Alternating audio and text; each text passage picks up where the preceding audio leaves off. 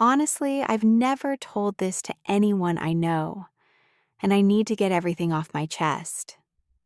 A few years ago, as the second wave of COVID was starting, my wife, 28, and I, 33, were living in a cute little two-bedroom apartment near a big city in the Northeast.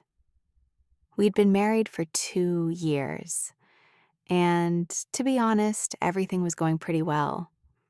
One day she told me that her single mom had been laid off due to layoffs and was in a really tough financial spot.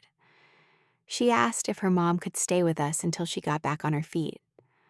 My mother-in-law, 48, was genuinely a sweet woman, and they had a good relationship.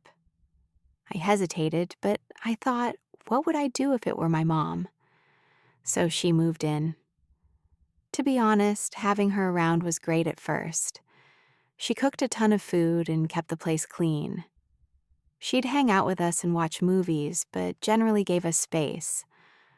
I really thought everything was fine, until I realized it wasn't.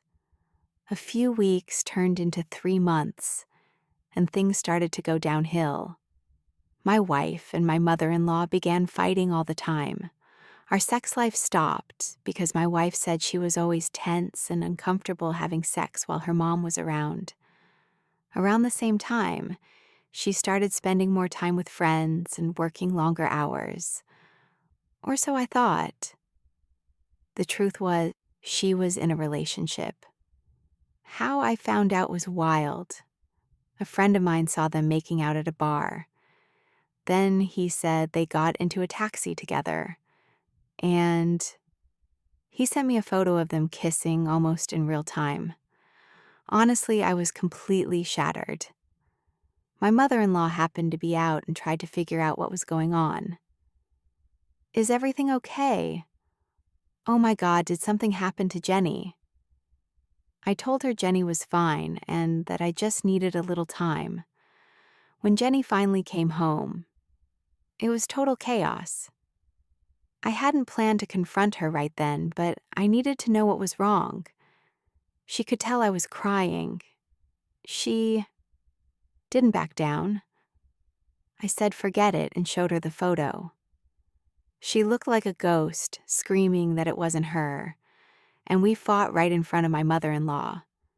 She blamed me, blamed her mom, blamed COVID. They both got into it with each other. My mom-in-law took my side, and Jenny packed her bag and told both of us to go to hell. The next day, she told me she'd be staying with a friend for a while and needed some time alone. Yeah, I'm not stupid, so I didn't ask which friend. And just like that, she left. So it was just me and my mother-in-law in the house. One night we were watching a movie. I was drinking whiskey, she had wine. I was telling her how hard everything was, and she reached over and started stroking my leg. But she didn't take her hand away. At that point, it had been over a month since I'd had sex, probably even longer for her. And then it happened. I looked at her, she leaned in, and that was it. And let me tell you, experience matters. I'd never been with a woman who was so confident in what she wanted. There was something incredible between us. Even though she was older and I wasn't what most people would call attractive, it was amazing. Yes, we both talked about how guilty we felt, but that didn't stop us from having sex like newlyweds every chance we got for the next 8 days. Honestly, as awful as it sounds, it was exactly the distraction I needed. Something to look forward to. At first, we slept in separate beds just in case, but eventually I slept in the guest room with her twice. Looking back, it was extremely risky, but I was such a mess that I probably didn't care enough. 2 weeks later, Jenny called. She wanted to talk. A voice inside me was like, okay. She confessed everything. I didn't. She apologized. She cried. She begged. And she finally agreed to go to couples therapy. She said she wanted to come back home. And she did. My mother-in-law moved out shortly after that and went to live with a friend in Florida. She got a job offer there that paid better than her previous job.